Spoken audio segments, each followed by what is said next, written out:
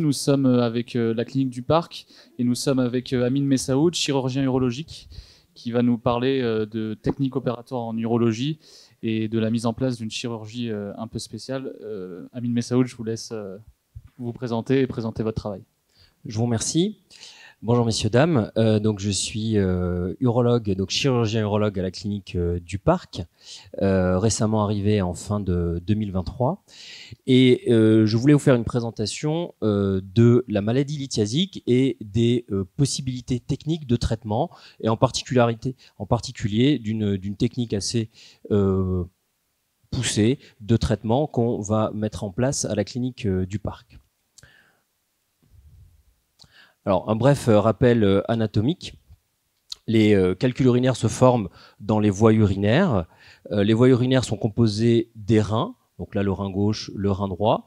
On voit qu'il y a d'une part le parenchyme rénal, c'est ce qui produit les urines. Ces urines s'écoulent dans les cavités urinaires via la papille, et ensuite les urines passent dans je dis communément le tuyau, le canal urinaire urétéral, l'urétère qui relie le rein à la vessie. Celui-ci, ça bouge dans la vessie au niveau du méa urétéral. La vessie se remplit d'urine, et quand la vessie a un volume particulier, ça dépend des patients, on va uriner.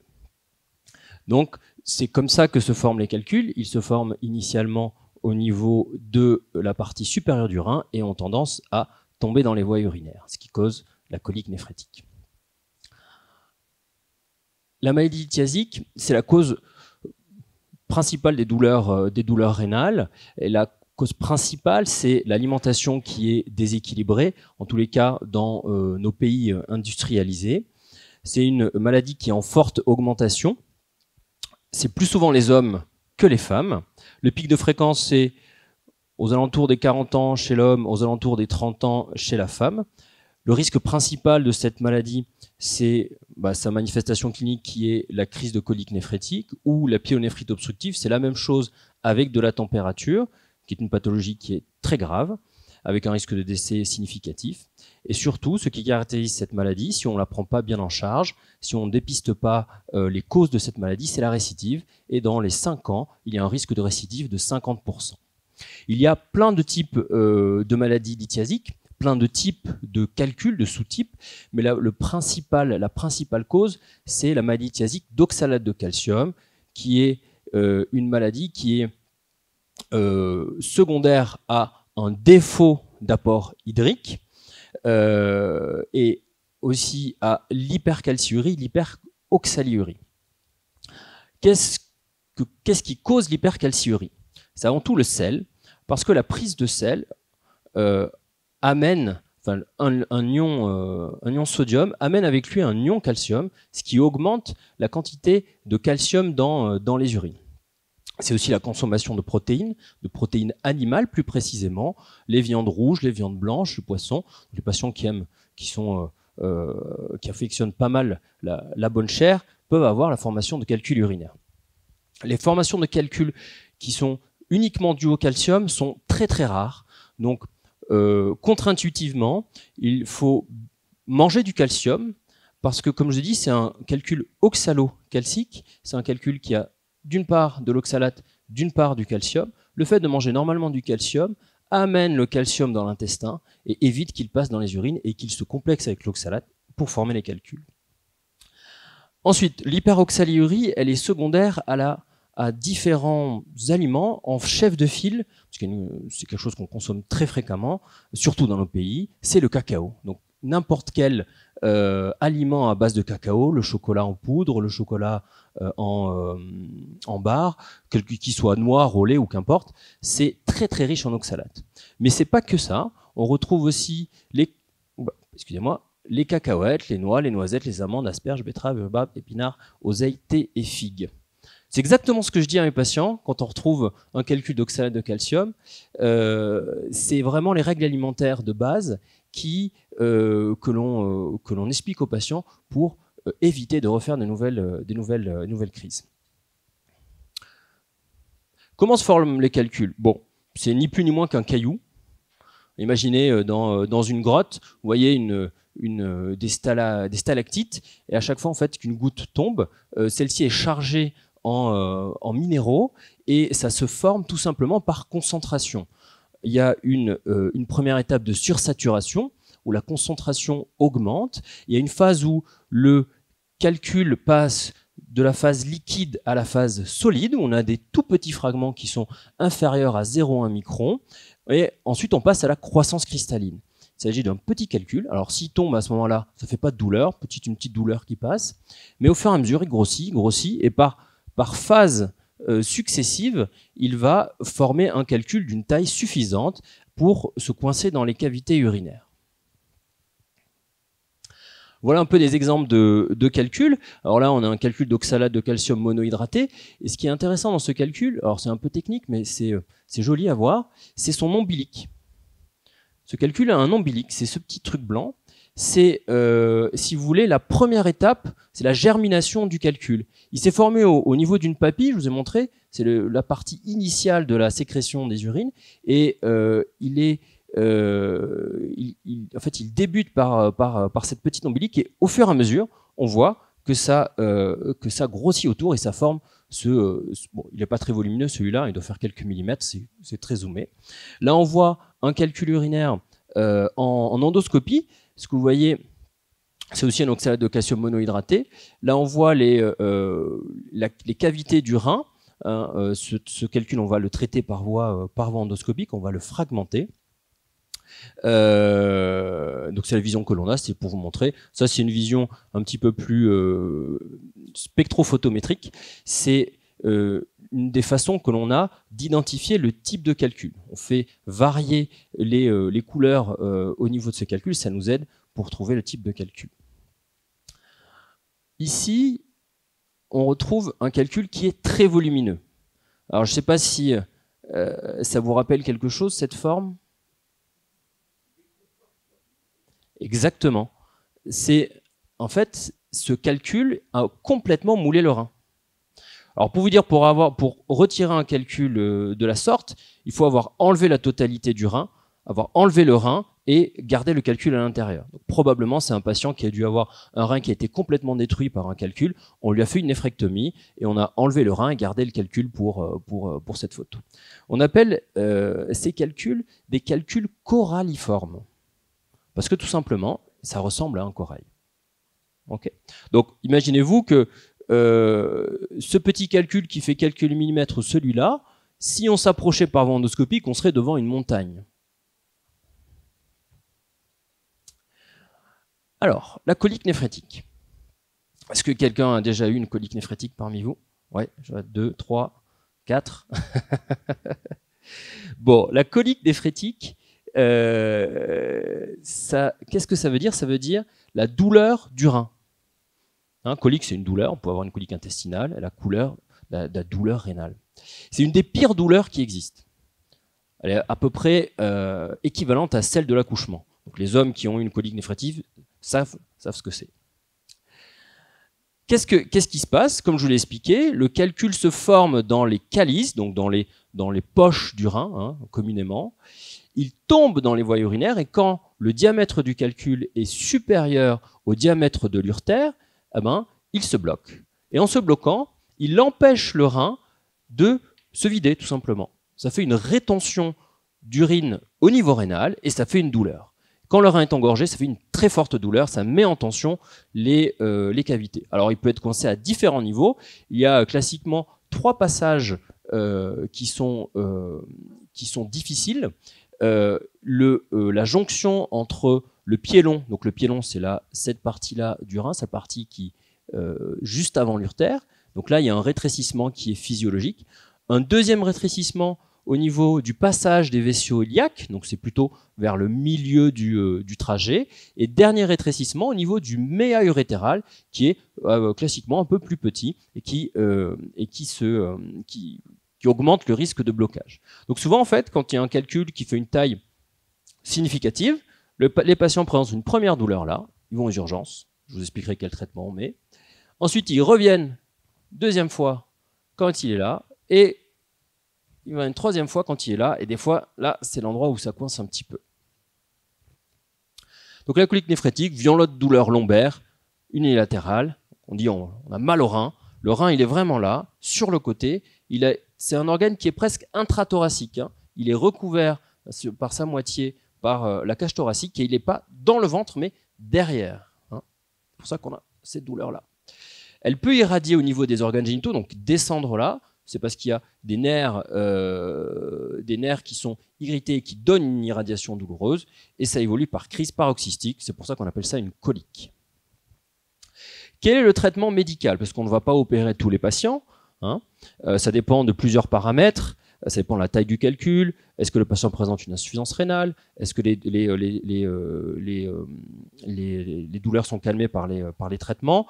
Classiquement, ce sont des traitements anti-inflammatoires qui diminuent l'œdème de l'urtère et qui facilitent le passage. Et on met aussi en place des traitements qui permettent à l'urtère de se relâcher, comme la tamsulosine. C'est un médicament qu'on utilise habituellement pour les troubles urinaires chez l'homme, qui ont une efficacité sur la prostate, qui améliore la vidange prostatique et qui aussi ont un effet sur l'urtère pour se relâcher et laisser passer le calcul. Quand ça ne fonctionne pas, quand le calcul ne veut pas passer ou que l'obstruction est trop importante ou qu'il y a une infection ou qu'il y a une insuffisance rénale ou que la douleur ne passe pas malgré les antidouleurs, à ce moment-là, on va dériver les urines. Dériver, qu'est-ce que ça veut dire? Ça veut dire qu'on va mettre ce tuyau qui s'appelle une sonde double J. Pourquoi double J? Parce qu'il y a un petit tortillon dans le rein, vous voyez là, un petit tortillon en bas dans la vessie, et ça va permettre aux urines de s'écouler, donc de lever l'obstruction. D'accord? On va traiter l'obstruction, mais on ne va pas traiter le calcul. On ne le fait pas en urgence. Vous voyez, là, la sonde, elle repousse un peu le calcul sur le côté, donc les urines passent autour de la sonde, et aussi, vous voyez, il y a des petits trous là, et elles passent aussi à l'intérieur de la sonde. Donc ça, c'est le traitement en urgence. Ensuite, ce calcul, ça dépend de sa position, de sa taille. Soit il s'expulse par les voies naturelles, on laisse faire la nature, on revoit le patient à distance, on fait un scanner. Si le calcul n'est plus là, on enlève la sonde, ça se passe sous anesthésie locale, c'est très rapide. Mais si le calcul est encore là, ou il est gros, il y a un faible risque d'expulsion, à ce moment-là, on a 3 traitements pour aller chercher ce calcul. On a premièrement l'urétéroscopie. L'urétère, vous vous rappelez? L'urétéroscopie, c'est un geste qui a pour but d'aller dans les voies urinaires par voie rétrograde, c'est-à-dire qu'on passe par le méa urinaire, donc le tuyau par lequel vous urinez, et on remonte jusqu'au calcul, quel que soit son niveau. Alors on a différents instruments, l'urétéroscope souple ou rigide en fonction de la position du calcul. On va fragmenter ce calcul avec une fibre laser que vous voyez là, bleu, le petit point vert, c'est le laser qui est en train de fragmenter le calcul. Ensuite, on l'attrape avec un panier, on l'envoie en analyse et on remet plus ou moins une sonde double J pour permettre l'évacuation des plus gros fragments. C'est une chirurgie qui se fait au bloc opératoire, sous anesthésie générale, en ambulatoire. Les patients rentrent le matin, sortent l'après-midi. C'est une chirurgie qui est assez bien tolérée et très efficace. L'autre technique, c'est la lithotricie extracorporelle. Le principe est le même, mais on va envoyer des ultrasons sur le calcul pour le fragmenter en petits morceaux. Donc, vous voyez cette dame qui est allongée sur une table. Là, c'est une sonde écho. On voit ici le rein. On a aussi, en gros, ces 2 systèmes de repérage du calcul, soit par rayon X, soit par échographie, ce qui vont nous permettre de voir le calcul et de cibler les ultrasons jusqu'à l'endroit où est le calcul pour les fragmenter. C'est des techniques qui ont des indications, des avantages et des inconvénients. Elles se complètent, il n'y en a pas une qui est meilleure que l'autre. On propose l'une ou l'autre en fonction du souhait du patient et des conditions du patient et du calcul. Ça aussi, ça se fait en chirurgie ambulatoire. Et ensuite, quand on est dans ce cas-là, donc là je vous remets le calcul qu'on a vu tout à l'heure, qui moule les cavités, vous vous rendez compte que si on envoie des ultrasons, ou si on va avec notre petite fibre millimétrique, on va pas pouvoir faire grand-chose. Ou du moins, il faudra qu'on opère le patient 5, 10, 15, 20 fois. Bon, c'est pas très adapté. Quand on est dans ce cas-là, on va passer directement de la peau, ici, là, vous voyez, là, on va traverser le rein jusqu'au calcul pour le fragmenter, toujours avec une fibre laser. Alors ça, c'est la technique historique qu'on appelle la néphrolithotomie percutanée. Ça veut dire, néphro, on passe à travers le rein. Lithotomie, c'est fragmentation du calcul. Percutanée, c'est-à-dire à travers la peau. L'avantage de cette technique, c'est qu'elle est extrêmement efficace. D'ailleurs, on n'utilise pas le laser avec cette technique, on utilise une sonde, ça s'appelle une sonotrode, qui va à la fois fragmenter le calcul et l'aspirer. Mais vous voyez que cette technique a un inconvénient, c'est qu'il faut des diamètres de canaux qui sont très larges et qui sont beaucoup plus délabrants pour le rein. On a mis en place une technique à la clinique du Parc qui s'appelle la mini NLPC. Donc c'est la même chose mais en version miniaturisée. C'est une technique qui est classique, c'est pas quelque chose c'est quelque chose qui est bien connu, ce n'est pas quelque chose qui est récent, c'est quelque chose qui est établi depuis de nombreuses années. Sauf qu'on l'a mis en place pour proposer un panel de traitement large pour tous nos patients. Le but, c'est de miniaturiser l'abord percutané. Donc, on met des canaux qui sont beaucoup plus petits. Ça diminue le saignement. Il y a un taux donc, de transfusion qui est nettement moins important. Ça diminue les douleurs, le risque de lésion des organes avoisinants et aussi la durée d'hospitalisation. Cette chirurgie ne se fait pas en ambulatoire. Le patient est hospitalisé, mais ça peut permettre de diminuer de 50% les durées d'hospitalisation. Là, on va passer à la vidéo, s'il vous plaît. Donc, vous montrer comment ça fonctionne. Donc ça, c'est une vidéo de l'association européenne d'urologie. Donc on retrouve le rein. Là, on retrouve le calcul qui est dans les voies urinaires. La chirurgie se passe en 2 temps. On va premièrement monter des cathéters dans le rein, donc dans la vessie et dans le rein, pour opacifier les voies urinaires, pour qu'on puisse les voir en radioscopie, parce qu'on travaille avec des radios. On fait des radios pendant le bloc pour nous permettre de repérer précisément le rein. Voilà, vous voyez, ça, ce qui est le produit blanc, c'est du produit de contraste. Donc ça va mouler les cavités. Voilà. En radio, ça donne ça. Et donc j'ai dit, il va falloir qu'on passe de la peau jusque dans le rein. Donc là, on va ponctionner le rein avec une aiguille. On va rentrer directement à l'intérieur. On travaille toujours avec des guides. Hein, c'est des petits fils métalliques qui nous permettent de nous repérer. On va introduire donc le dilatateur. Normalement, il a un diamètre un peu plus petit que celui-là, mais le principe est le même. Et ensuite, avec notre néphroscope et notre... voilà, on va voir à l'intérieur. On va fragmenter le calcul en petits bouts et on va les retirer au fur et à mesure.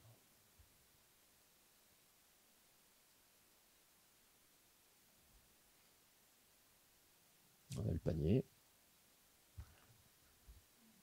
Avant, ce type de chirurgie, quand on n'avait pas ces techniques endoscopiques, se faisait par voie ouverte. Et vu que la celluloscopie, c'est pas des chirurgies qu'on faisait en celluloscopie, il y a des patients qu'on retrouve avec des grosses lombotomies, donc des grosses cicatrices d'extraction de calcul.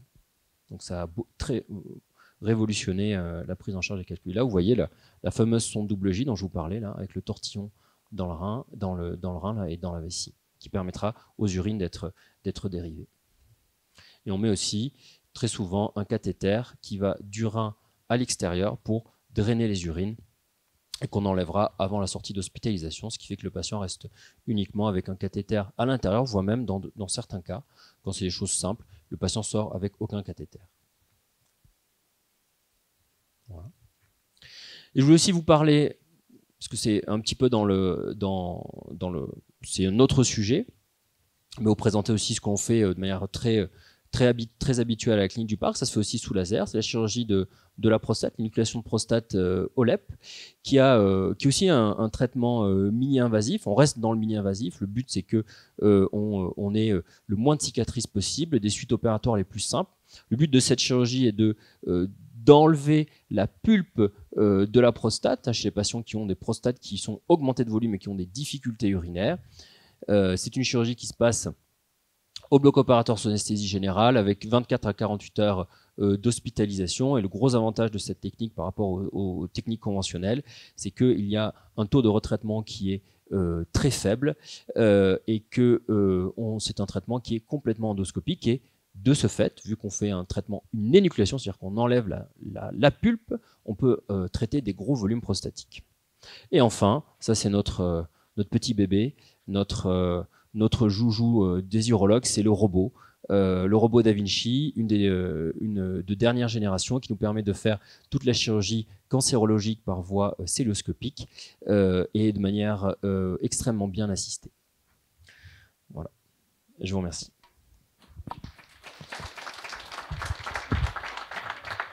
Eh bien, merci Monsieur Messaoud. On a exploré largement, notamment le rein. Est-ce qu'il y a des questions dans le public, peut-être? Oui.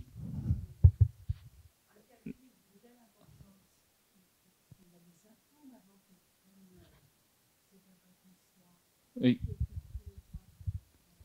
Quels sont les symptômes? Alors, soit on a des symptômes de colique néphrétique, donc des calculs qui se sont expulsés, se sont bloqués, soit pas du tout. Il y a, dans certains cas, alors c'est des patients qui n'ont pas,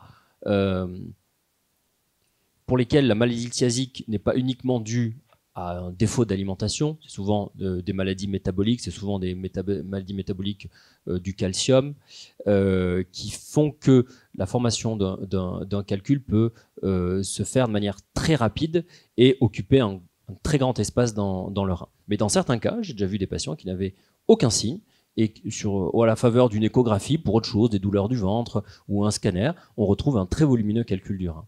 Dans certains cas, ces calculs, d'ailleurs, peuvent se retrouver avec des reins qui sont déjà détruits, hein, qui ne fonctionnent plus par obstruction.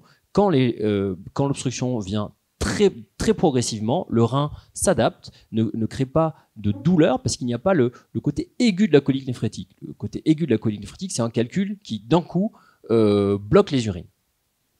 Concernant la chirurgie mini-percutanée, est-ce que vous pouvez nous détailler les délais de l'opération, le temps de l'opération, enfin, comment ça se passe? Alors, les délais, l'opération elle-même, combien de temps elle dure? La durée, ça c'est dépendant du volume du calcul. Plus le calcul est volumineux, plus la durée est importante. Mais en règle générale, c'est des interventions qui prennent entre 1 heure ou voire 2, voire 3 heures pour les plus gros calculs. On essaie de ne pas dépasser un certain temps d'opération, parce que plus on passe de temps dans le rein, plus il y a un risque de saignement.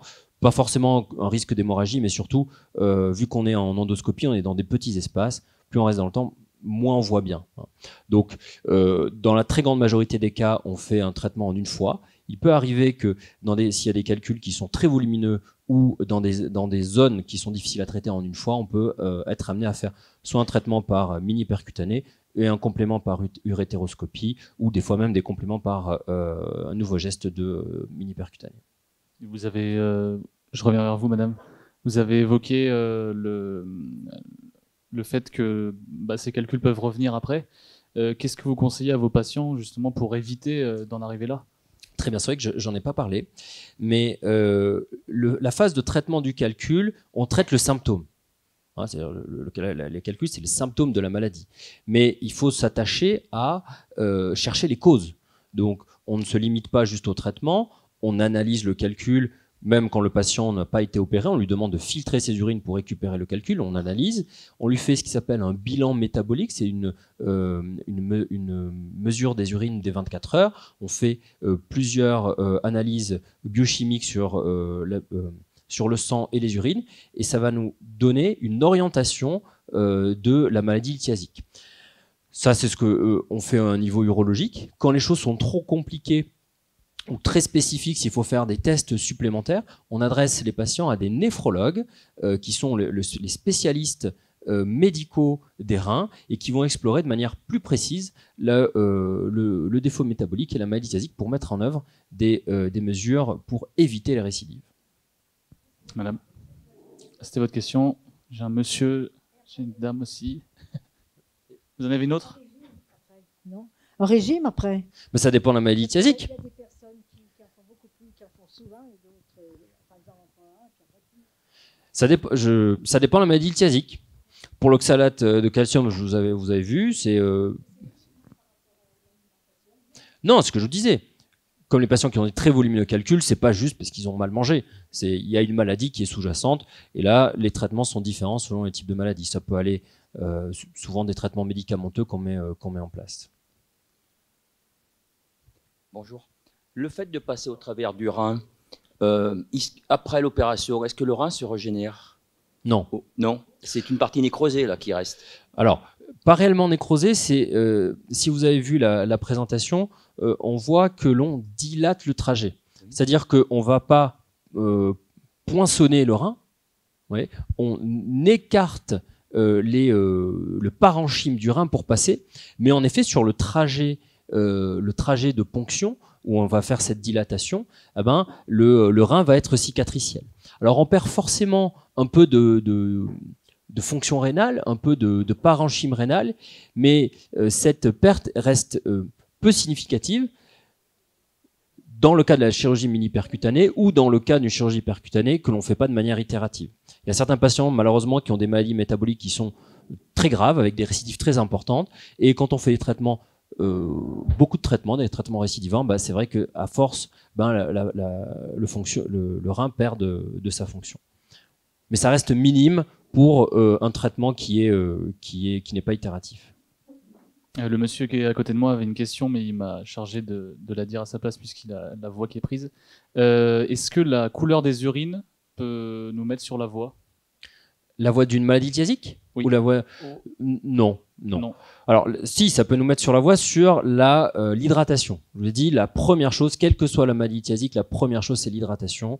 On conseille aux patients de s'hydrater, ceux qui font des calculs, 2 litres d'eau par jour, parce qu'il faut diluer les urines, éviter cette phase de germination, que le calcul passe de la phase liquide à la phase solide, qui est première étape. Donc, si vous avez des urines qui sont très concentrées, marron, toujours très foncé, très jaune, c'est que probablement vous ne buvez pas assez. Au moment de la crise, le calcul se bloque dans les voies urinaires et entraîne une inflammation importante de l'urtère et peut donner des urines rouges, donc ça s'appelle une hématurie, donc du sang dans les urines.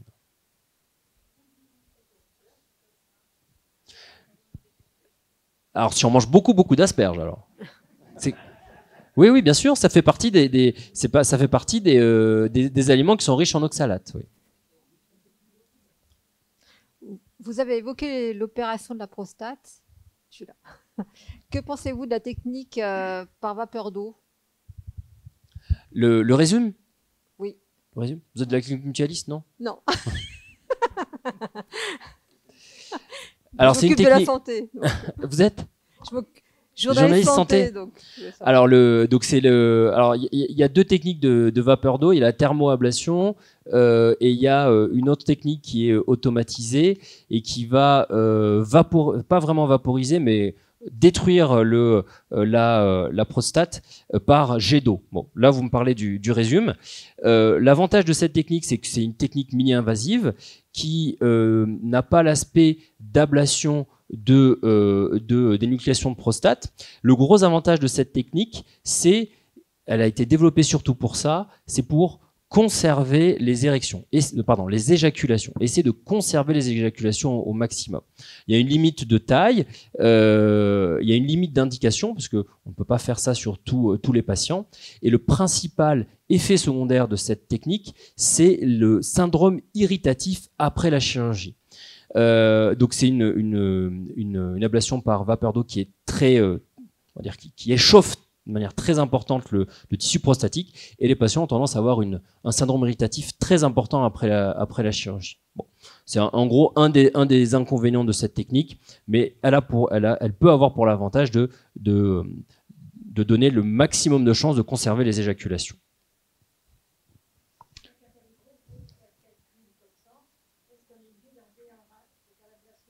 Oui, dans certains cas où le rein ne fonctionne plus ou entraîne des infections répétées, on peut être amené à enlever le rein. Oui, tout à fait. On coupe les tuyaux, c'est ça, l'artère, la veine, l'urtère, et on l'enlève. Et puis ça reste comme ça. Il y a l'autre rein qui fonctionne. Heureusement, on en a 2. Bien, merci Amine Messaoud. Merci. C'est la fin de cette conférence.